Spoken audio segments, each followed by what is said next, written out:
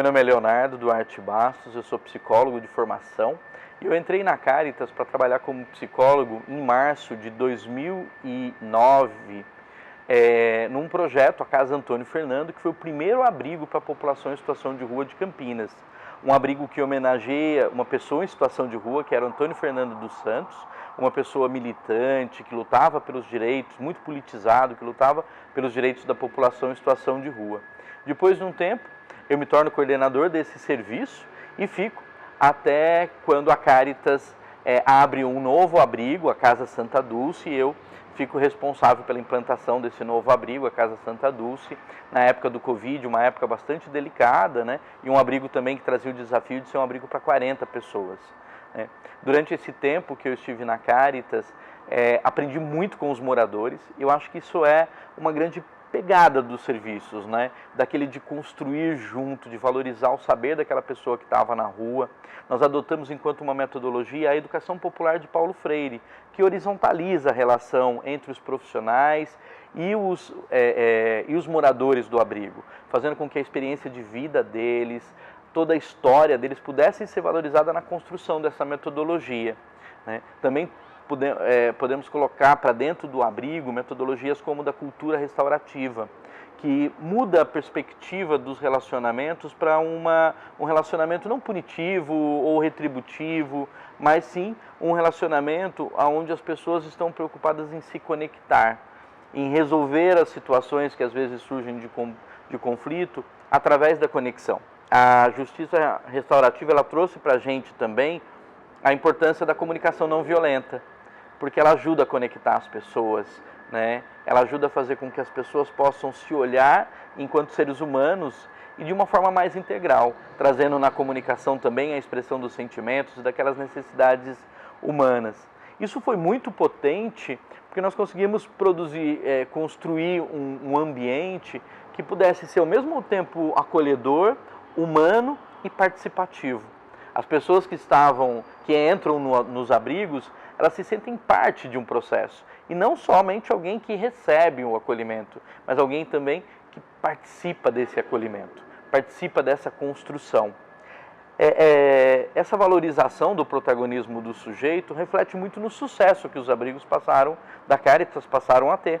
Né? Que ao mesmo tempo que investe na potencialidade dele, enquanto um sujeito que constrói a metodologia, um sujeito também que se sente mais autoconfiante, um sujeito que se sente potente para construir o seu projeto de vida, né? E não um sujeito passivo que simplesmente recebe o acolhimento. Isso foi muito importante para dentro da Caritas, é um dos princípios que é a gestão participativa e a transparência também nas relações. Essa metodologia fez com que a gente se aproximasse também de outras escolas, né? Como, por exemplo, o movimento dos ouvidores de vozes, que é um movimento que respeita a singularidade das pessoas que às vezes estão em sofrimento psíquico, que vivenciam a experiência de ouvidores de vozes. E a gente viu que as pessoas, quando entravam para dentro dos nossos serviços, mesmo que tivesse alguma questão, como ouvir vozes, por exemplo, não se sentiam mal, né? Não tinham crises, diminuíam a quantidade do medicamento, porque tinha a ver com essa conexão que se estabelecia, esse clima de comunidade que se estabelecia dentro dos abrigos. Assim, nós trouxemos para dentro da Casa Antônio Fernando o primeiro grupo de ouvidores de vozes do Brasil, né? Uma experiência que vem da Holanda. Quando a gente participa de uma formação, a gente vê, peraí, isso que ele está falando é algo muito parecido com o que a gente faz no abrigo. E a gente estruturou isso enquanto um formato, né, de grupo, potencializando ainda mais esse trabalho de respeito às diferenças, à diversidade e de cuidado com as pessoas, com o protagonismo delas. Né? Também nós pudemos inovar pensando numa metodologia com o máximo de transparência possível, onde os usuários do serviço, os moradores do abrigo, podiam ter acesso a tudo que era escrito sobre eles, podiam participar dos processos decisórios que importava sobre o projeto de vida deles, desde a construção do instrumental, do plano de desenvolvimento do usuário, até do acompanhamento desse plano, da construção dos processos de saída, dos projetos além do abrigo, para que essa pessoa pudesse ter autonomia. Né? Todo esse processo foi um processo para mim muito enriquecedor, foi uma baita de uma escola. Eu costumo dizer que eu aprendi muito mais com a população em situação de rua, e isso foi favorecido pelo clima que a Caritas me ofereceu, né, do que eu aprendi na faculdade. A história de vida dessas pessoas puderam me acrescentar muito naquilo que eu entendo por ser humano e naquilo que eu entendo por cuidado. E aí é algo que eu levo para a vida, seja para o meu consultório ou para os outros espaços que eu ocupo, né, como algo muito importante, muito potente. Eu me lembro uma vez, eu fui fazer uma palestra num espaço, né, convidado para poder contar sobre o abrigo. E quando eu comecei a contar sobre todo o protagonismo do usuário, toda a gestão participativa que a gente tinha lá, o pessoal falou assim, olha, deve ser uma bagunça lá os usuários então fazem o que quer, né? E era justamente o contrário. Justamente por eles fazerem aquilo que eles pensam junto com a gente, deles poderem participar dos processos decisórios, eles cuidam do espaço. E isso é um diferencial muito grande. Acreditar na potência das pessoas para decidir sobre a própria vida ou para decidir sobre o espaço onde elas estão morando é um diferencial muito grande, que produz resultados. Um dos resultados muito importantes que a Caritas consegue com seus abrigos é um percentual de mais de 75% das pessoas que passam pelo abrigo não voltar para a situação de rua. E a gente teve o cuidado de quantificar isso, né, acompanhando esses moradores no pós-atendimento.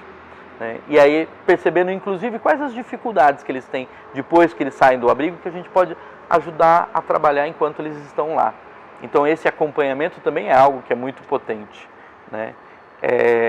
Esse acreditar no outro como também aquele que pode participar dos processos decisórios da construção de uma saída para uma situação tão delicada que é a situação de rua. Quando a gente foi implantar a Casa Antônio Fernando, a gente foi fazer visita em alguns serviços de acolhimento, umas casas de acolhimento em São Paulo.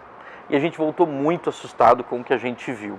Para começar, tinha mais pessoas do lado de fora, alcoolizados, proibidas de entrar, do que do lado de dentro. A violência institucional, a violência entre eles, a falta de sentimento de pertencimento, nos provocou muito. E a gente voltou para Campinas, pensando, a gente não quer fazer um serviço igual àquele. A gente quer fazer algo diferente. Isso motivou a gente a montar um grupo de estudos, de buscar ferramentas teóricas, conceituais, conhecimento, experiências que deram certo para que a gente pudesse fazer um serviço que pudesse ser diferente. A política de assistência social, ela diz diretriz sobre o que o serviço deve oferecer, mas ele não fala como oferecer isso com qualidade. Ele não diz como é que eu devo compreender aquela pessoa que está diante de mim para poder receber o atendimento. E isso foi o que a gente descobriu, tentando casar aquilo que era a missão da Caritas com o conhecimento que a gente conseguia garimpar no grupo de estudos. E uma coisa que era muito interessante, um grupo de estudos que não era restrito somente aos técnicos, um grupo de estudos que podia também incluir os moradores. A gente faz o grupo de estudos na sala, onde eles assistem televisão e onde eles circulam. E aí muitas vezes aquilo que a gente estava estudando para tentar achar uma solução, tinha a participação de um usuário para dizer, olha, nada disso aí é desse jeito não, né? Na prática tem que ser diferente. E aí isso para a gente era algo muito importante, era uma intervenção que dava sentido e dava realidade de quem vive a experiência de estar dentro de um abrigo. Né? Quando a gente voltou dessa viagem, a gente pôde perceber o quão um serviço de acolhimento pode ser um espaço violento. Eu costumo brincar, né, estudante quando vai morar em outra cidade e monta uma república, para escolher 3 pessoas para morar lá, escolhe, depois de 2 semanas já não se suportam mais. E aí, o quão desafiador é você criar uma instituição e criar um lugar onde 20 pessoas vão viver juntas e não se escolheram. Né? E aí a gente teve que buscar muitas técnicas, muitas metodologias, mas buscar junto com eles, fazendo com que eles pudessem participar desse processo de construção dessa metodologia para poder construir um lugar que pudesse ser acolhedor e agradável para eles. Mais acolhedor, que pudesse dar mais sentido do que a droga estava ocupando para a vida deles. Valorizar aquele sujeito que passou por situações que nós não daríamos contas de passar. Eu brinco que conseguiu lidar com a capa da invisibilidade. As pessoas hoje vivem na rua invisíveis, são ignoradas por seus amigos, por seus familiares, ignoradas pela básicas, e ignorada pelos transeuntes, né? E aí lidar com isso é algo que é muito difícil, né? Colocar essa pessoa dentro de um serviço de acolhimento, acreditando que ela é menos importante do que ela é muito importante, ela traz um ser valorizado. A experiência de ser considerado na construção desse projeto, na construção do dia a dia desse acolhimento, né? É uma experiência que continua, porque continua ligado com a Caritas através de institucionais, né? Aprendizado, e que me é útil para mim, né? O que eu aprendi é algo que eu utilizo de uma outra organização que hoje eu estou na minha vida cotidiana, familiar, na maneira como eu vejo os problemas sociais, né? Então é algo importante. É uma escola de vida.